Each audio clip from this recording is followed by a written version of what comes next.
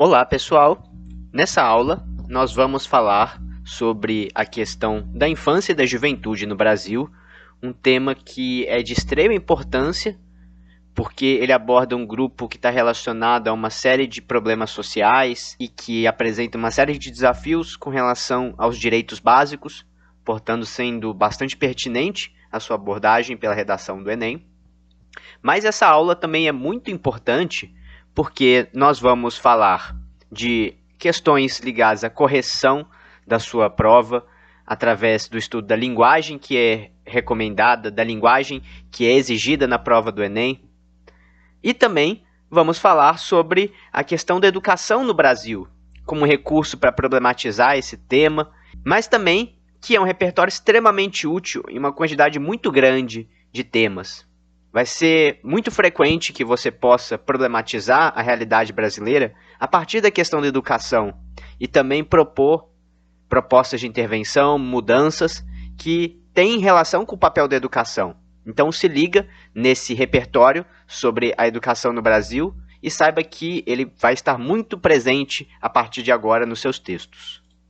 Bom, nas redações que eu tenho corrigido, uma coisa que eu tenho reparado, que eu acho que vale a pena compartilhar com todos, né, é uma questão ligada à linguagem da redação, ao critério 1 de redação. Geralmente, né, a maior parte dos erros, principalmente no começo, que dá para a gente começar a trabalhar, são erros ligados ao critério de correção 1 da redação, a competência 1, que fala sobre a linguagem do seu texto. E eu acho que a maior parte das dificuldades que faz com que seja difícil sair do lugar no começo estão ligadas a usar uma linguagem que pareça uma linguagem de um texto dissertativo, que não seja uma linguagem muito coloquial, uma linguagem muito informal, ou uma linguagem que não parece muito a linguagem para tratar daquele tema, daquele assunto.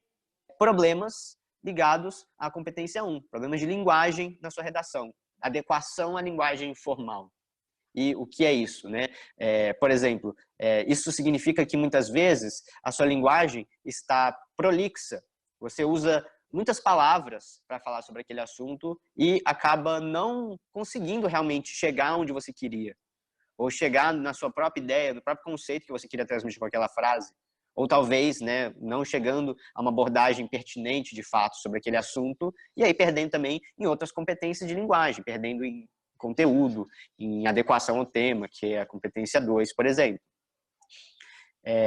Para melhorar a linguagem da sua redação, primeiro é preciso praticar, é preciso estar escrevendo redações, porque sem esse recurso, sem estar praticando, a melhora é muito mais devagar, é muito mais tímida. Se você estiver só lendo, você acha que a sua escrita vai evoluir tanto quanto quando você está realmente produzindo, escrevendo. Um exemplo de uma prática positiva para melhorar a sua linguagem. Você está em dúvida sobre palavras que você usa para tratar daquele tema. Por exemplo, para falar da infância, no tema que a gente está falando. A gente pode, por exemplo, recorrer a um dicionário de sinônimos. Não sei quantos de vocês já fizeram isso, já constaram na vida um dicionário de sinônimos, mas é uma coisa muito útil para escrever, para estudar redação. Lá na minha sala tem, né, quem conhece sabe, um dicionáriozão que é um dicionário de sinônimos. Tem na internet, não precisa ter um dicionário na sua mão.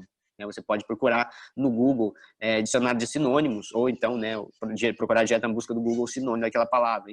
Infância, sinônimos. Fazer essa busca. Isso vai te trazer um vocabulário relacionado àquela palavra que você pode usar para evitar repetições no seu texto. Com certeza vão aprimorar a linguagem dele. Vão aprimorar, inclusive, um outro aspecto que não é nem competência 1, que é a coesão. Competência 4, está ligada à coesão, ela depende, de certa forma, de, ao longo do texto, você usar diferentes termos, diferentes palavras para melhorar a sua redação. Para justamente evitar que aquele termo fique repetitivo, fique desgastante. Quando a gente fala da infância, por exemplo, né, é mais ou menos equivalente quando a gente fala crianças, a juventude, de alguma forma, é um termo relacionado à infância, esse grupo social vulnerável, esse grupo social com um grande potencial de desenvolvimento. Quando a gente fala o futuro do país, o futuro da sociedade brasileira, a gente de alguma forma está fazendo uma referência indireta à infância. Dentro de um contexto é possível entender esse termo, uma expressão como essa, de diferentes, ligada justamente a esse conceito de infância, que é o tema principal da redação. Então, um dicionário de sinônimos pode ajudar a gente a trazer diversas, né, novas palavras para o nosso vocabulário, e isso vai desenvolvendo a sua capacidade de escrita, com certeza. Então, é um recurso benéfico fazer essa pesquisa de vocabulário.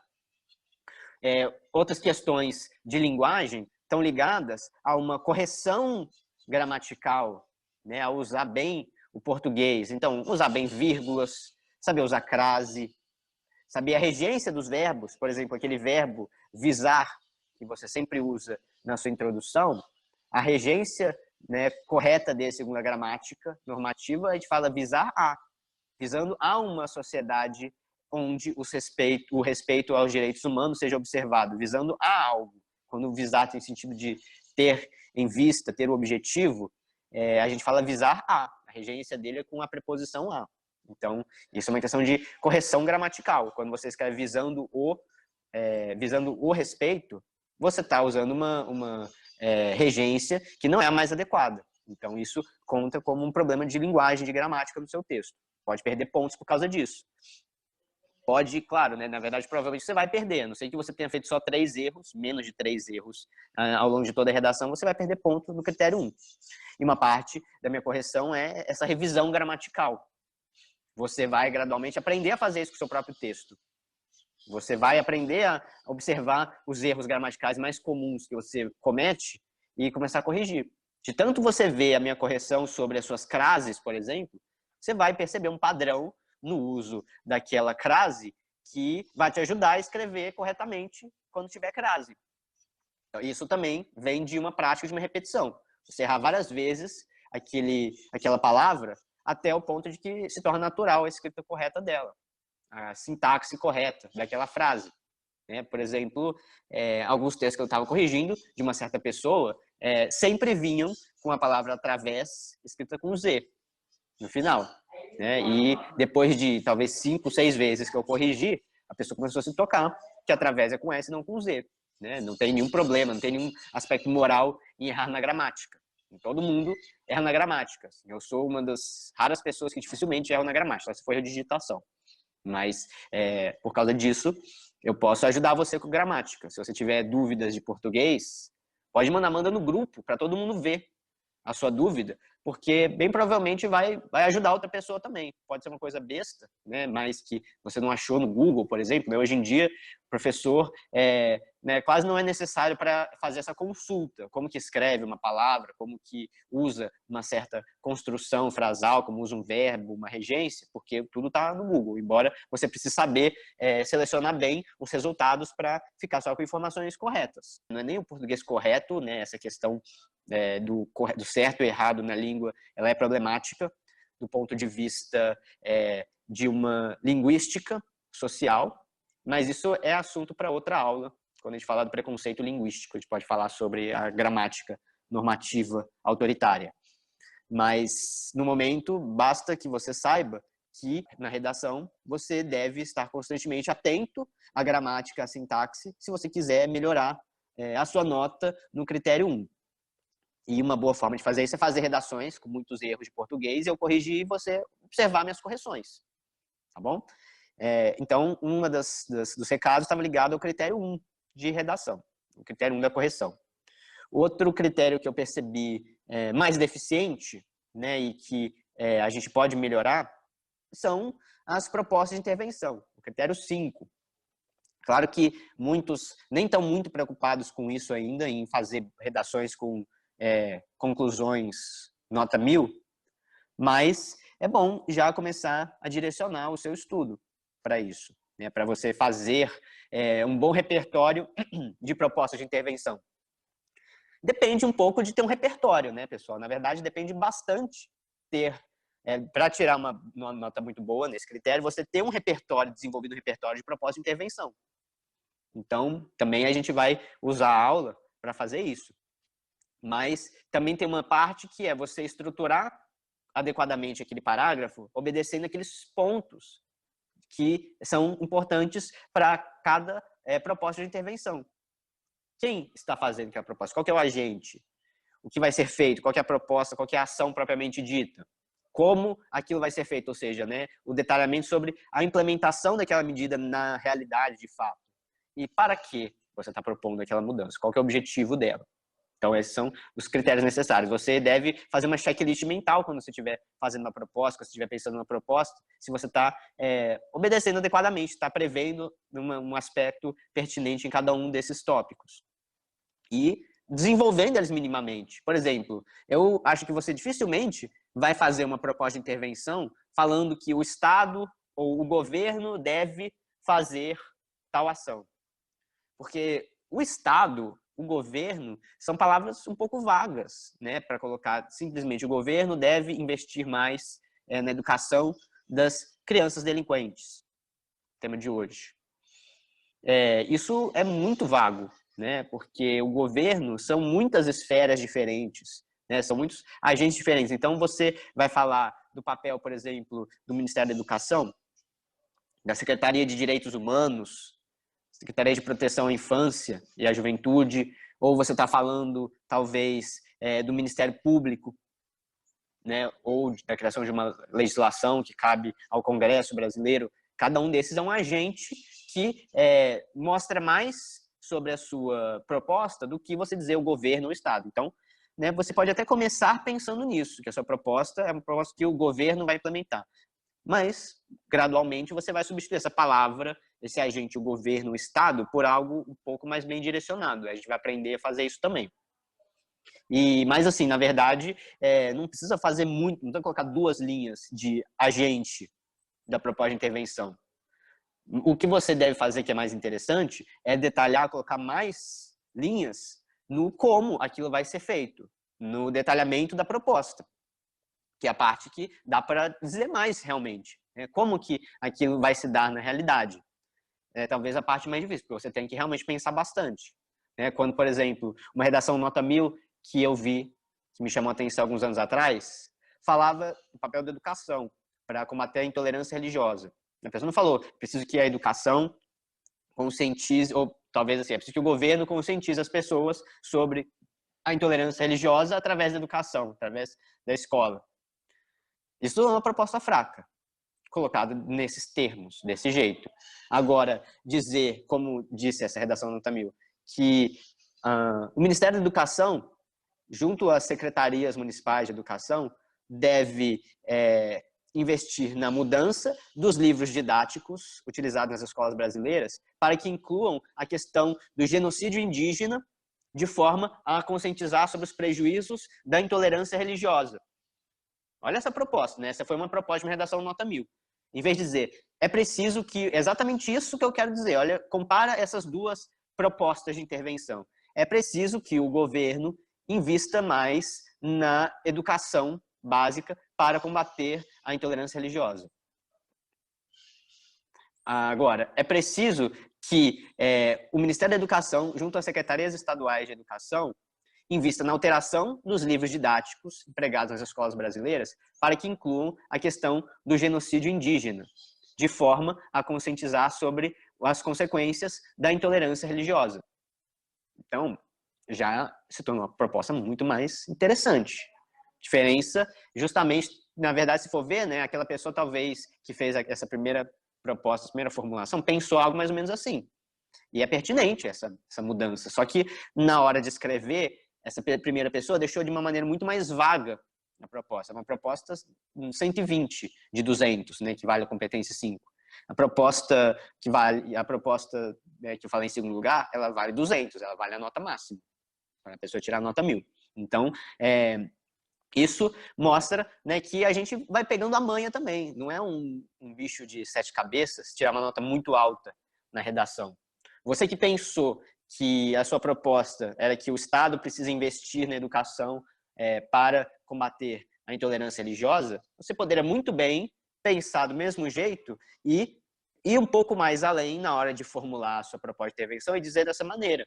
E falar sobre a importância de mudança em livros didáticos, né, que é algo que não cabe ao Estado abstratamente.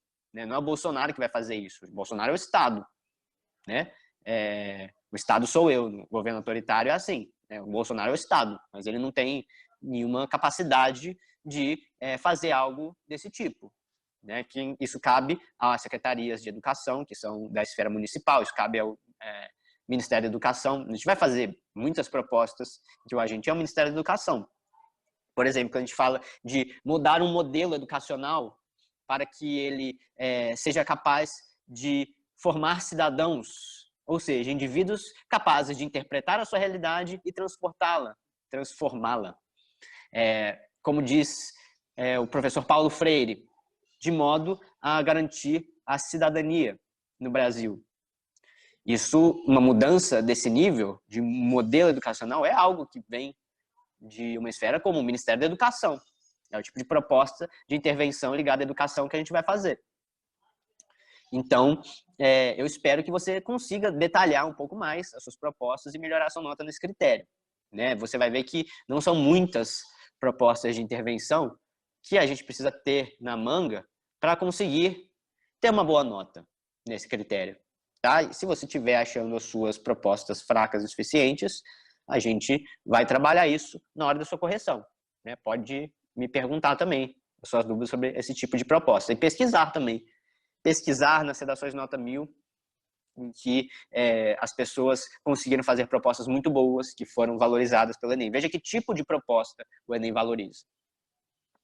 Ok? Então, esses dois critérios, critério de correção 1 de linguagem e critério de correção 5 de conclusão, eu achei pertinente comentar hoje. A gente vai trabalhar com mais detalhes essa parte, eu estou preparando material para vocês que fala sobre cada critério de correção, o que você tem que fazer em detalhes, com pormenores, para ter uma nota muito boa em cada critério. Né? Não dá para falar de todas as vezes. Né? Por exemplo, vou falar um pouco mais agora sobre o critério de correção 3, quando eu estiver falando do tema de hoje. Mas eu não posso focar tanto em tantos detalhes de cada critério, porque o nosso tempo é limitado. Agora, então, para falar do tema de hoje, para ser mais específico, algumas considerações que eu gostaria de fazer.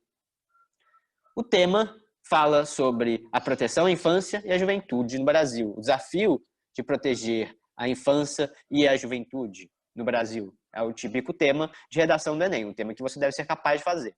Algumas ideias que a gente já conhece, que a gente já usou, se adaptam muito bem para falar de um tema como esse, porque é um tema que fala sobre a questão dos direitos de um grupo social, particularmente de um grupo social que ele está amparado diretamente pela Constituição brasileira, que descreve, no parágrafo sobre os direitos sociais, que um dos direitos sociais básicos do brasileiro é a proteção à maternidade e à infância. Nesse tema a gente está falando mais da infância, né? Em outro tema a gente vai falar mais da maternidade. Mas a Constituição brasileira diz que, antes disso, a Constituição brasileira, ao afirmar a existência de direitos sociais, define que é indispensável para a democracia que tais direitos sociais sejam vistos na prática, estejam assegurados pela sociedade brasileira. Então, é muito importante você ter essa referência à democracia, relacionando ela com direitos humanos, porque isso vai trazer uma questão política para a sua tese, para a sua abordagem na introdução, para a defesa do seu ponto de vista. Você vai falar sobre a questão de que a democracia precisa ser garantida. E isso não ocorre sem o respeito aos direitos sociais. O direito à saúde, o direito à educação, o direito à moradia, o direito ao trabalho. Pois bem, todos eles, direitos que não são observados na prática, apesar do que prevê a Constituição brasileira. Direitos que nós sabemos que estão do ponto de vista puramente da lei, mas que, na realidade social, percebe-se que são frequentemente violados, o que mostra uma distância entre a democracia formal, prevista na lei, e a existência de uma democracia de fato no Brasil. Não existe uma democracia de fato, ela permanece no plano puramente formal, porque direitos sociais, como o direito de que a infância e a maternidade sejam protegidos, não são uma realidade. Então, essa consideração inicial é importante para trazer todo o repertório sobre a Constituição Brasileira, a Constituição Cidadã de 1988, ou a Declaração Universal dos Direitos Humanos. Né? Ou, se você quiser falar mais especificamente, né, da legislação brasileira, não apenas das garantias constitucionais, vai lembrar do Estatuto da Criança e do Adolescente, faz 30 anos, ele foi, olha só, né, uma efeméride importante.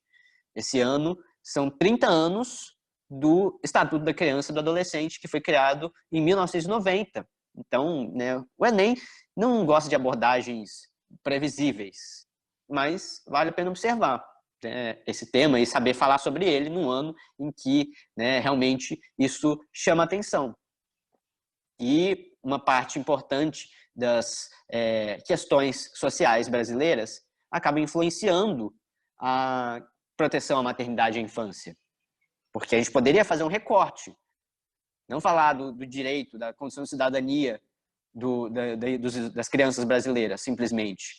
Mas, mais especificamente, a gente pode perceber também que o direito à saúde e o direito à educação, por exemplo, são direitos frequentemente negados às crianças brasileiras. O direito à educação está intimamente ligado à infância e à juventude.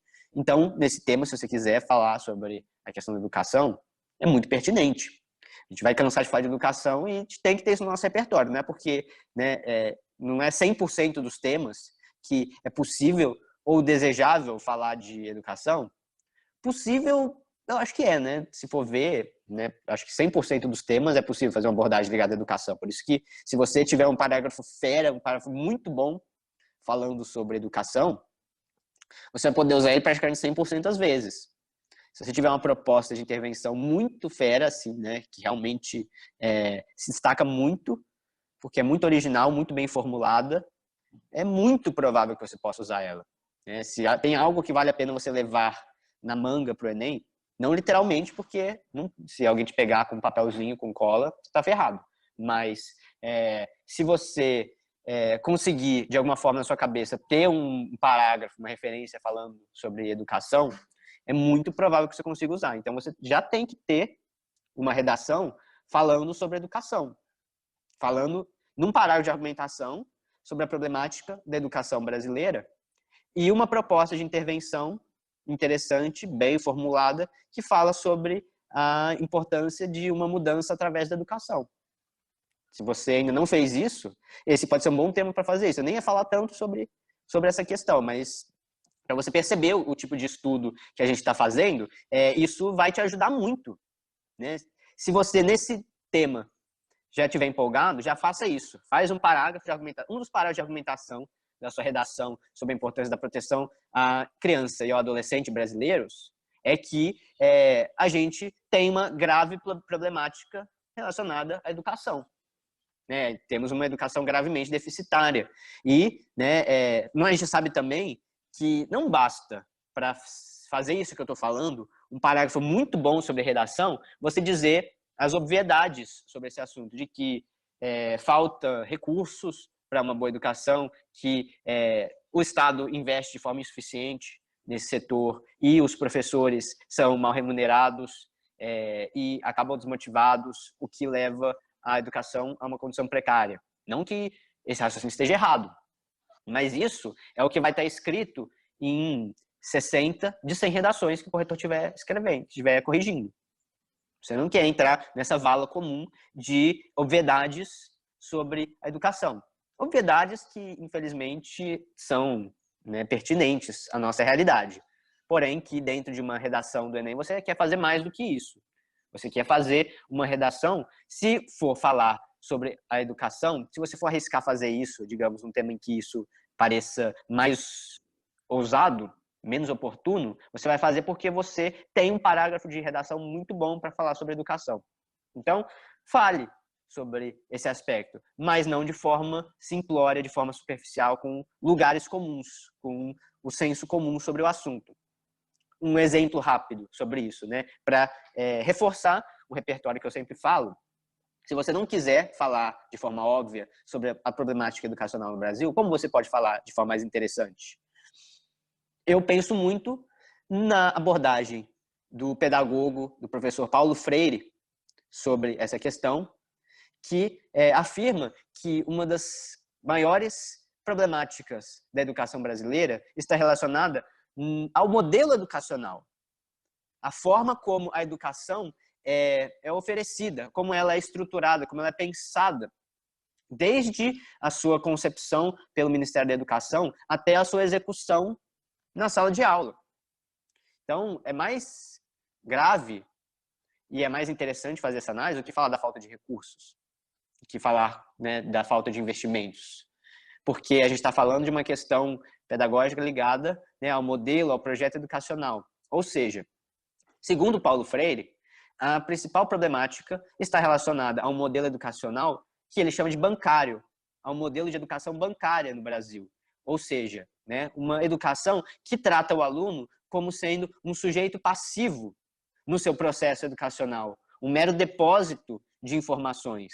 No modelo educacional vigente no Brasil, o jovem ele assume um papel totalmente submisso, né, um papel passivo, não participa ativamente da sua própria formação humana, sua formação intelectual, acadêmica, moral, e com isso, né, acaba não se tornando um cidadão de fato. O principal objetivo da educação, segundo Paulo Freire, é a formação de cidadãos, ou seja, pessoas capazes de interpretar a sua realidade e transformá-la. Porém, no Brasil, está presente um modelo educacional que considera o aluno como sendo um sujeito passivo no seu processo educacional, aquele que não tem voz e que não tem acesso ao conhecimento sobre a sua própria realidade dentro da sala de aula, o que acaba afastando esse indivíduo de um processo de formação plena através da escola da cidadania. A escola não orienta o jovem brasileiro a ser capaz de compreender a sua própria realidade e transformá-la. Por isso, ele falha no principal objetivo da escola, que é o de formar cidadãos. Então, isso já é uma abordagem, eu acho que mais pertinente, amparada em um repertório sociocultural, amparada na concepção de Paulo Freire sobre a educação bancária. Paulo Freire chama o estudante de educando. Ele fala que a educação tem que ser um processo transformador para o educando, transformador de si mesmo e do seu ambiente social, do seu ambiente sociocultural, político e econômico, do ponto de vista financeiro, individual, portanto, também. E esse processo, ele não é acessível à maioria dos jovens, inclusive, eu diria, não só da escola pública, né? É um clichê também falar mal só da escola pública na redação, ignorar que a escola particular, mesmo que ela ofereça mais chances para o estudante fazer faculdade, ela não é um processo de formação de cidadãos.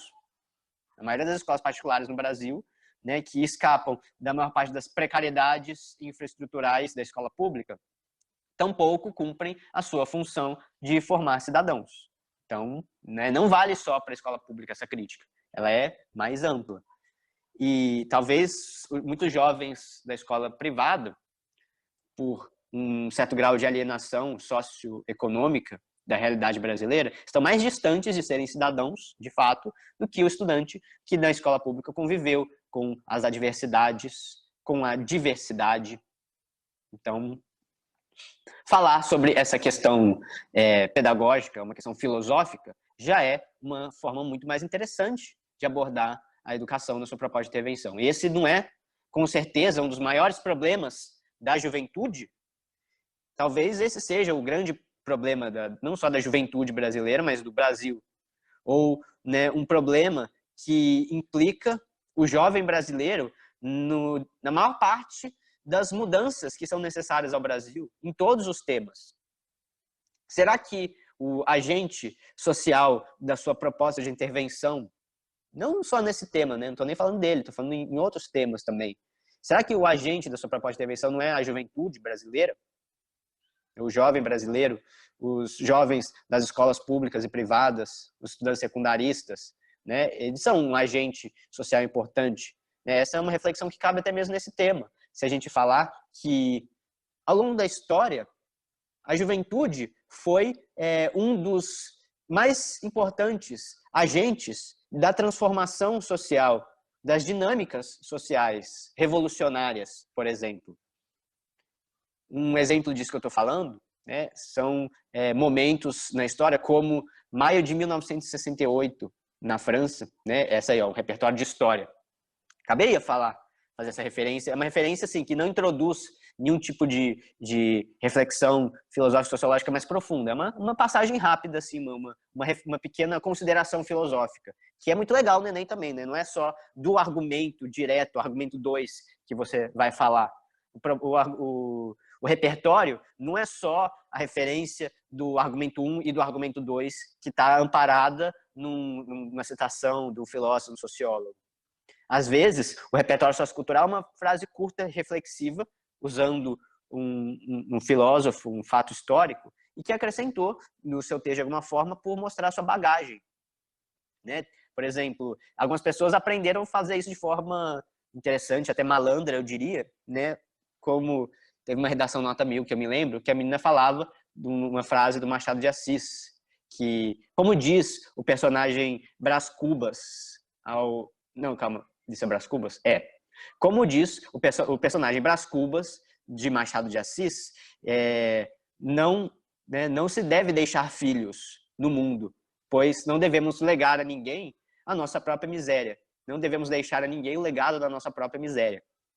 É uma frase pessimista, cética, do Brás Cubas, no Machado de Assis, que era um cético mesmo, né, nesse sentido filosófico. Então, aí ele não tinha nem muito a ver com o tema que a pessoa fez naquele ano. Essa frase tinha quase nada a ver, fiquei meio chocado quando eu li.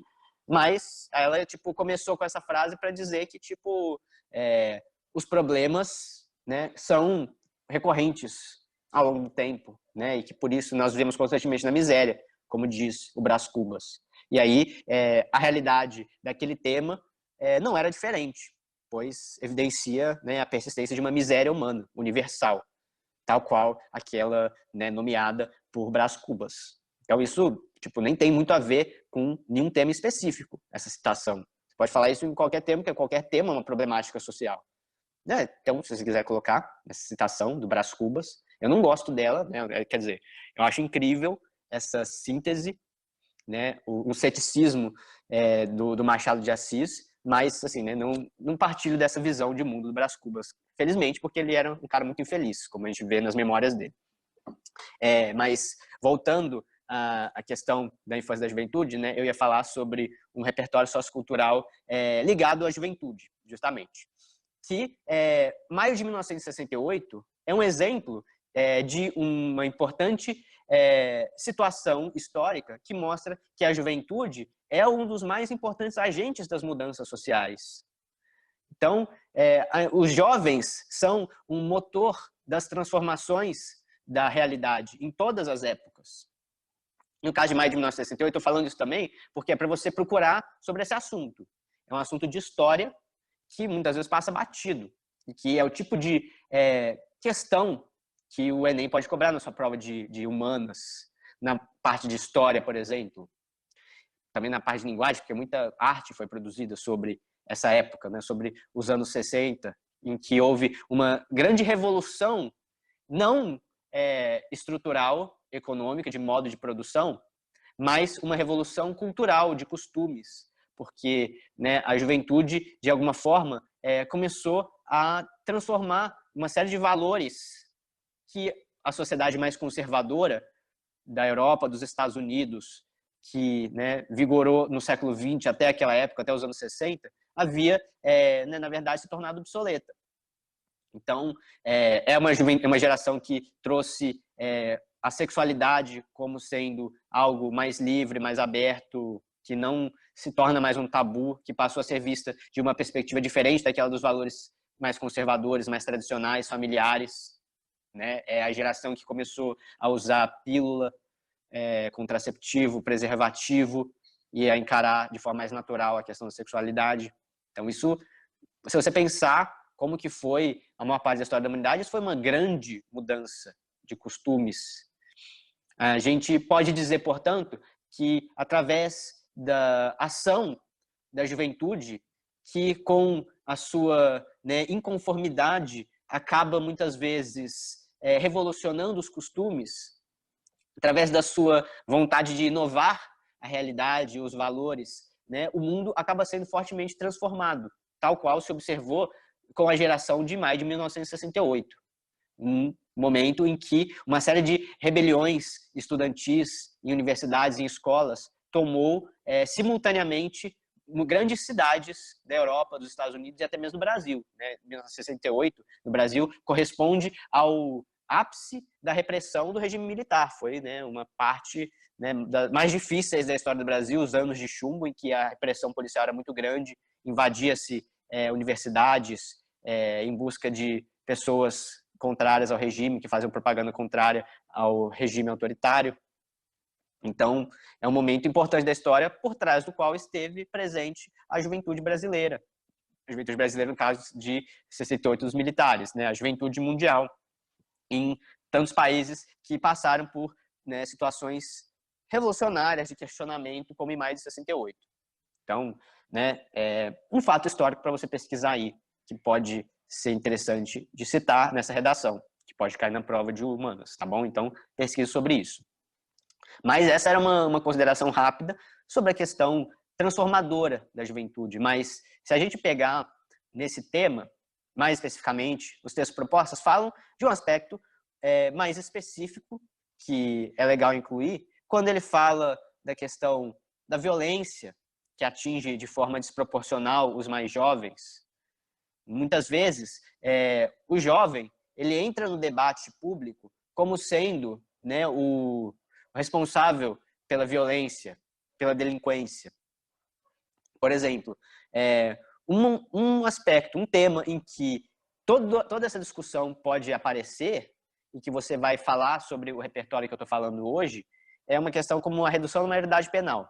Eu acho difícil cair o tema desse jeito, porque isso é polêmico dessa forma, né? Ainda mais nesse momento da sociedade brasileira existe uma tendência a enxergar isso como sendo uma polêmica, não uma questão de direitos, a redução da maioridade penal. Mas, né, a gente pode ter que falar sobre isso. Então, qual que é a minha reflexão que pode entrar aqui nesse tema, por exemplo? A questão da redução da maioridade penal, ela apresenta, como está presente no Brasil, uma perspectiva extremamente punitivista sobre a criança e o adolescente brasileiros. Ou seja, considerando, dentro do debate sobre a violência, o jovem como sendo um agente dessa violência. Na maior parte, né, reproduzindo o estereótipo de que a juventude, por não se adequar às regras da sociedade, acaba sendo, né, um agente da violência, da criminalidade. E por isso, né, que uma das soluções para as altas taxas de criminalidade e de violência no Brasil seria uma forma seria uma abordagem mais dura dos jovens com relação ao respeito, à disciplina, à ordem social. E por que que essa abordagem é problemática?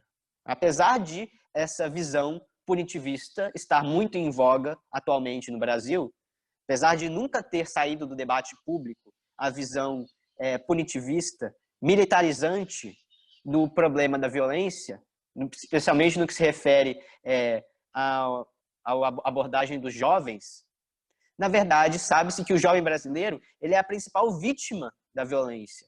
Ele não é agente da violência. Né? Isso, na verdade, está presente aí nos textos motivadores. O jovem brasileiro, né, ele é responsável pela maior parte das taxas de homicídios. Né? Ele é responsável pela maior parte da taxa de vítimas de homicídios no Brasil. E uma pequena minoria dos crimes contra a vida são cometidos por jovens. Uma quantidade ínfima dos crimes contra a vida, dos homicídios, tem como agente uma pessoa na faixa etária mais jovem.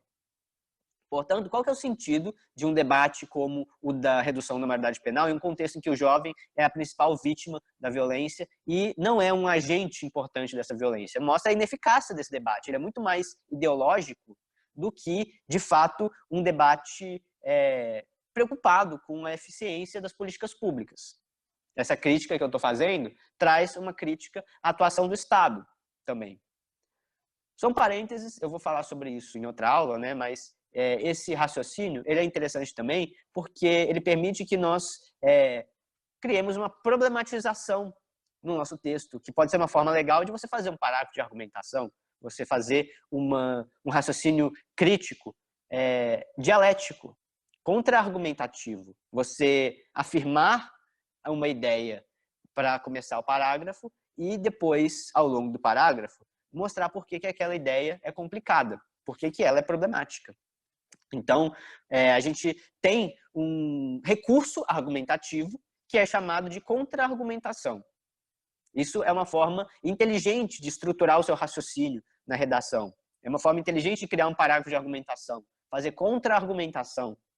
Você, por exemplo, no tema de hoje, é frequente que a maior parte da sociedade acabe condenando os jovens brasileiros pela problemática da violência, tal qual se observa no debate sobre a redução da maioridade penal. O debate da maioridade penal demonstra que o jovem não tem sido visto da forma como ele realmente é no que se refere à violência. A maior parte das vítimas desse fenômeno social. Então, eu estou questionando um raciocínio pré-estabelecido. Eu estou mostrando que ele tem um aspecto problemático. Então, eu vou usar, por exemplo, conectivos adversativos nesse parágrafo. O Brasil enfrenta um debate no qual o jovem tem sido considerado um dos responsáveis pelas nossas elevadas taxas de criminalidade e de violência. A exemplo do que ocorre com o debate sobre a redução da maioridade penal. No entanto, porém, não obstante, contudo, conectivo adversativo, sabe-se que o jovem se trata, na maior parte das vezes, de uma vítima do processo da violência, tal qual se observa nas elevadas taxas de homicídios que vitimam jovens, especialmente jovens negros da periferia, que têm taxas de homicídio desproporcionais à taxa da sua participação na sociedade brasileira, no seu peso demográfico. Portanto, observa-se que tal debate se apresenta um retrocesso motivado por questões ideológicas, motivado por considerações político-ideológicas e não por uma busca por políticas públicas baseadas em evidências. Então, isso é um raciocínio contra-argumentativo.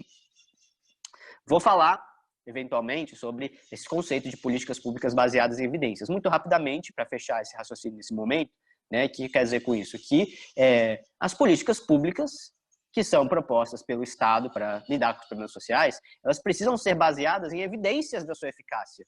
Assim como um médico que prescreve um tratamento, ele tem que considerar as evidências para considerar que aquele tratamento é adequado. Então, há um alto grau de evidências de que o bem-estar psicológico, por exemplo, faz com que o indivíduo jovem cresça como um adulto saudável, em harmonia com o seu ambiente social. Então, isso é uma evidência. Há estudos que demonstram estatisticamente que isso é verdade. A gente nunca sabe na ciência qual que é a verdade, mas a gente tem evidências de que algo se aproxima da realidade, de que uma determinada abordagem se aproxima da realidade. E são evidências de estudos, de pesquisas acadêmicas, evidências da medicina, da psicologia, da sociologia, da antropologia, que devem amparar a tomada de decisões sobre políticas públicas. Porém, no Brasil, isso não ocorre.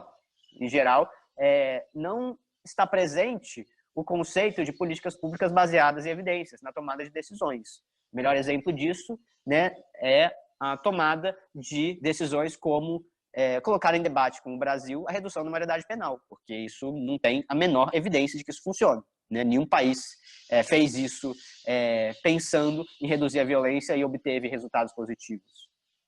Pelo contrário, sabemos que países que adotaram medidas diferentes, medidas socioeducativas para reduzir a violência, a criminalidade, principalmente no que se refere à recuperação, à reintegração social de jovens infratores, tiveram muito mais sucesso em reduzir as suas taxas de criminalidade. Então, né, isso mostra a importância de que evidências científicas, de que as políticas públicas sejam baseadas em evidências. Então, esse é todo um raciocínio que vale a pena você usar na sua argumentação, mais ou menos dessa forma. Se quiser pesquise sobre políticas públicas baseadas em evidências, né, pense também em utilizar essa infraestrutura, essa estrutura na redação para trazer a sua argumentação, né, fazer contra-argumentação. Está em dúvida sobre como colocar aquela ideia no papel? Então, tente fazer, vê se encaixa naquele parágrafo de argumentação, fazer uma contra-argumentação. Vê se encaixa você começar afirmando uma problemática e depois, ao longo do parágrafo, no entanto, porém, contudo, mostrando por que ela é problemática, por que ela representa um raciocínio inadequado. É uma forma de argumentar, de provar o seu ponto de vista, né? A gente vai falar mais sobre isso também, sobre recursos argumentativos, porque você sempre pode pensar nisso, né?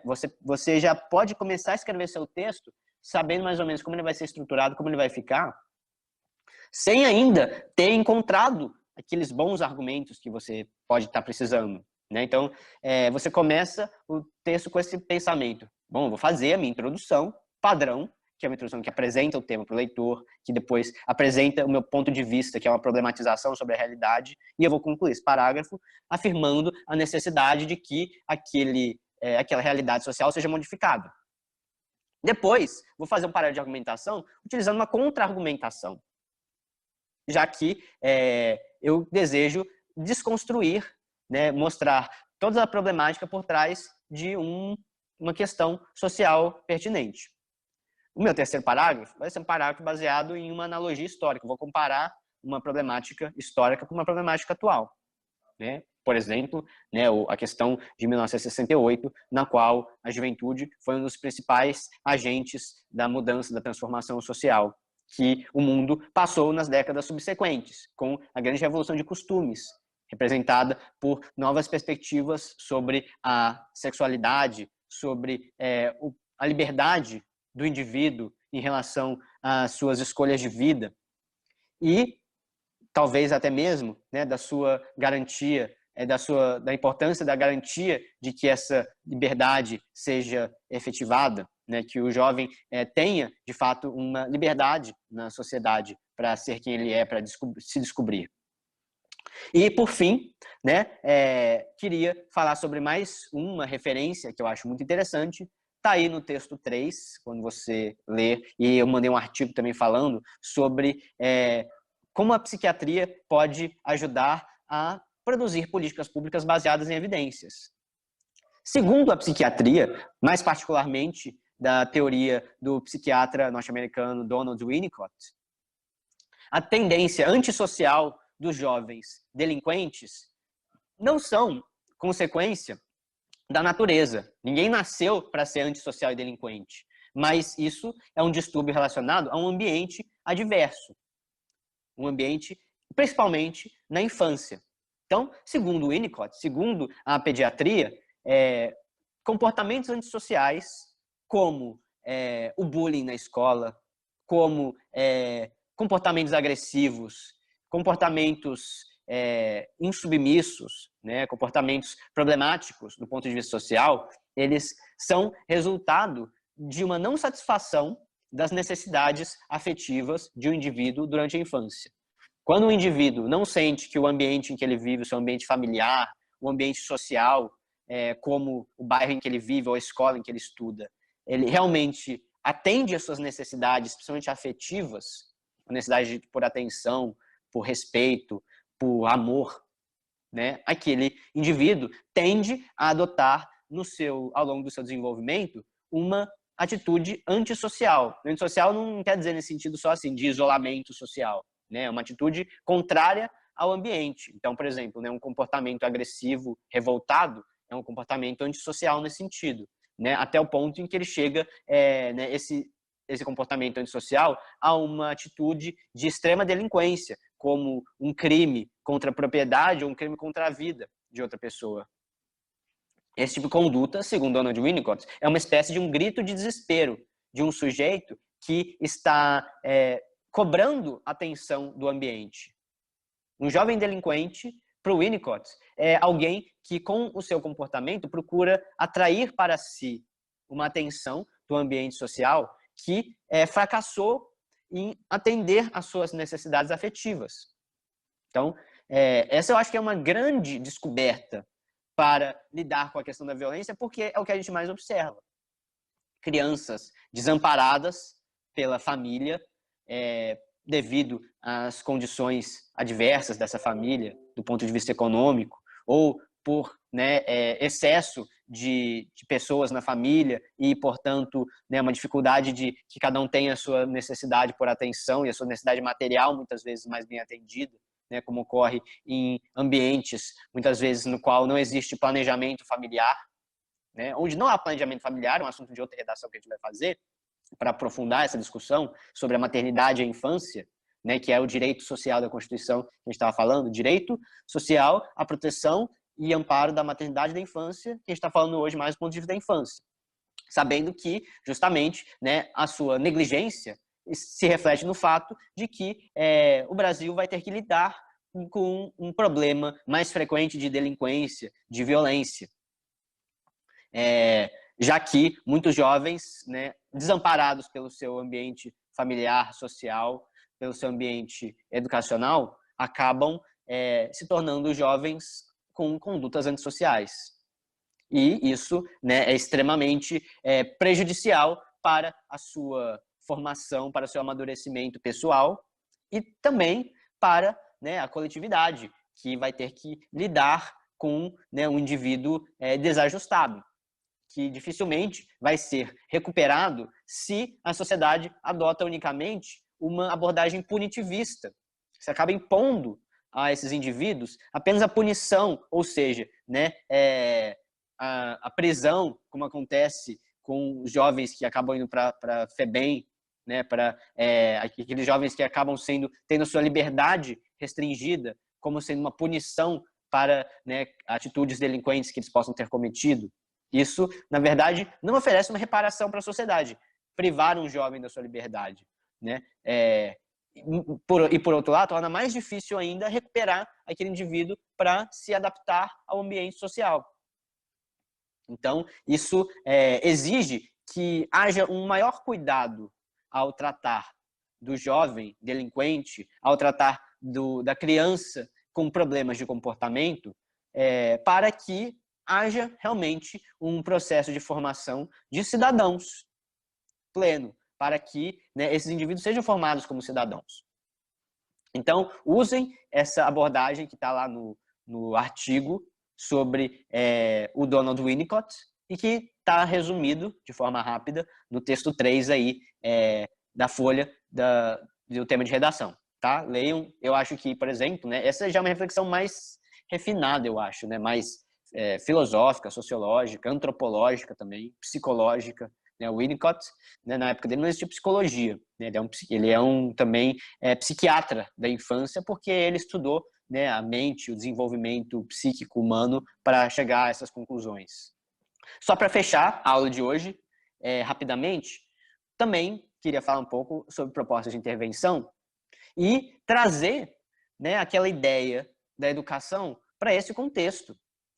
Uma vez que atitudes punitivistas, tais quais aquelas que você pode ter analisado agora há pouco, como eu estava falando, ao abordar a ineficácia dos modelos educacionais atuais em formar cidadãos, já que isso é um problema que você pode ter apontado, que vale muito a pena você ter apontado nesse texto, fazer uma proposta de intervenção ligada a ele. Então, aproveita, a não ser que você já tenha feito isso, muitas vezes já está cansado de falar sobre a problemática educacional, do modelo educacional na argumentação, alguns podem estar, tenta fazer uma proposta de intervenção em que o papel da educação ele surge aí como sendo uma necessidade, como sendo algo que pode realmente proteger mais efetivamente a infância e a juventude no Brasil, garantir o direito social de proteção e amparo à maternidade e à infância, previsto pela Constituição brasileira, através da criação da instituição de um modelo educacional pautado pela formação de cidadãos. Algo que cabe ao Ministério da Educação, certamente, né, a criação de parâmetros curriculares que definam uma mudança educacional, uma mudança no modelo educacional, ou, né, além disso, as secretarias municipais de educação e, mais do que ao Estado, né, a comunidade escolar, ou seja, aos professores, aos estudantes, porque isso vai exigir também o estudante. O estudante não é a juventude que é um agente da transformação social, como aconteceu em maio de 68, então ele é um agente da sua proposta de intervenção. E quando a gente fala de comunidade escolar, ou seja, né, dos pedagogos, dos professores, dos funcionários das escolas e dos próprios educandos, aqueles indivíduos em processo de educação, na terminologia do Paulo Freire. Então, esses são agentes da implementação de uma proposta de mudança do modelo educacional visando a formação dos cidadãos, o que exige um respeito às necessidades materiais básicas e às necessidades afetivas das crianças e dos jovens, né? Porque a não satisfação das necessidades afetivas e sociais do jovem na idade escolar tende a criar um indivíduo desajustado ao seu ambiente. Portanto, né, alguém que não vai conseguir exercer plenamente a sua cidadania, não vai ter, inclusive, a sua cidadania respeitada. Então, falar sobre a mudança do modelo educacional previsto por Paulo Freire, na qual um modelo de uma escola cidadã ele é valorizado, ou seja, uma educação voltada para compreender a sua realidade, a sua própria realidade e transformá-la através de uma maior participação do indivíduo no seu próprio processo educacional. Um modelo educacional em que o indivíduo possa ter uma atuação mais ativa na sua própria formação educacional, um papel mais ativo na sala de aula. Ou seja, a sala de aula, que ela se torne um ambiente mais participativo para o estudante. Não só a sala de aula, a escola de maneira geral, né? Porque eu já falei, né, de que um detalhamento que você pode colocar para essa proposta é falar da questão de criar grêmios estudantis, centros acadêmicos nas escolas. Isso é muito interessante, né? Provavelmente você, né, não deve ter vivido isso, porque no Brasil isso é pouco comum, né? A questão do grêmio estudantil ser algo mais ativo, assim, né? Ter algo que tem uma presença marcante na vida das escolas, na vida dos estudantes. Ou seja, né, ambientes no qual é possível organizar debates, exibição de filmes, né, mostras de arte, saraus. Esse ambiente cria condições de participação do jovem no seu processo educacional de uma maneira em que ele se torna mais integrado a esse ambiente e, portanto, né, consegue se desenvolver mais plenamente.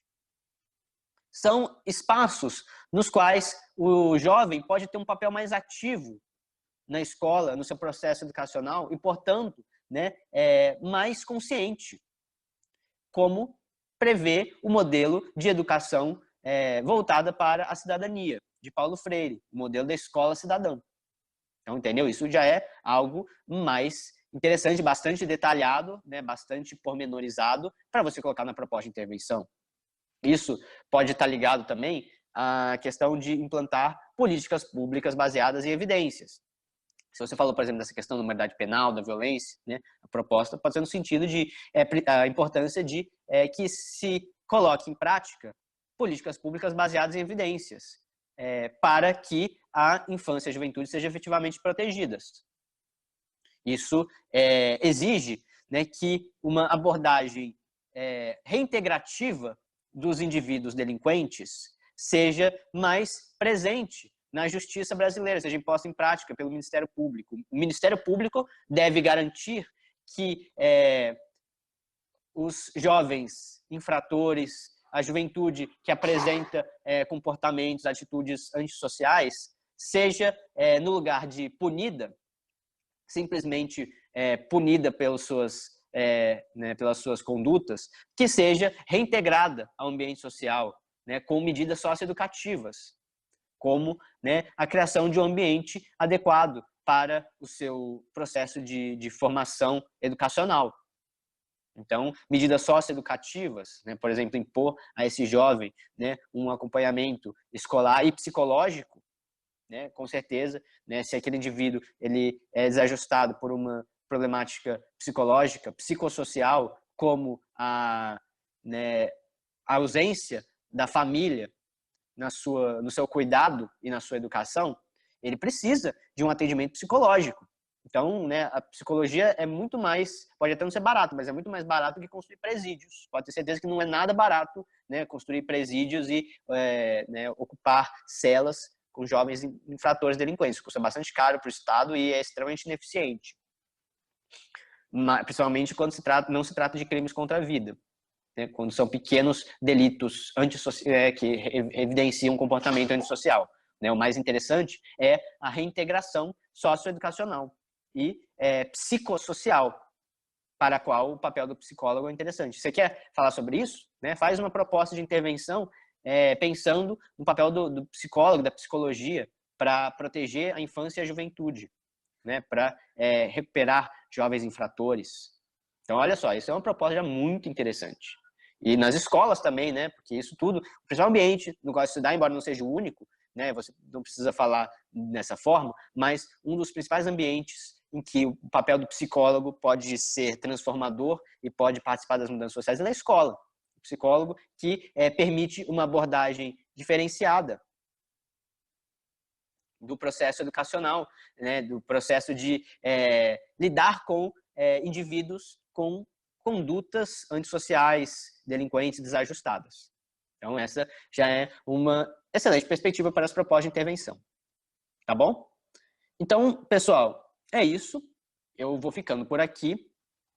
Esse tema eu acho muito interessante. Eu acho que, né, é um ótimo tema para você praticar várias questões importantes. Principalmente a abordagem da educação. Aproveite esse tema para fazer isso, porque a gente vai fazer ainda várias vezes. Se você começar a fazer essa semana, no seu parar de argumentação sobre educação, para ele ficar show, né? É um adianto de vida, tá bom?